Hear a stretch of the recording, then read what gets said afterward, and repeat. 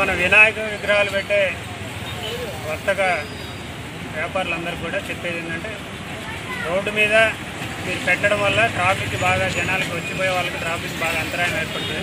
కాబట్టి మ్యాక్సిమం విగ్రహాలన్నీ కూడా ఫుట్పాత్ మీద దాని కింద ఒక లైన్ 2 లైన్లు పెట్టుకునేటట్టు చేసుకోవాలి. లాస్ట్ టైం కూడా అంతకుముందు కూడా 2-3 సార్లు ప్రతి వినాయక చవితి కూడా రోడ్డు మీద ట్రాఫిక్ జామ్ అయ్యి వచ్చిపోయే వాహనదారులకు అందరికీ ఇబ్బంది అవుతుంది.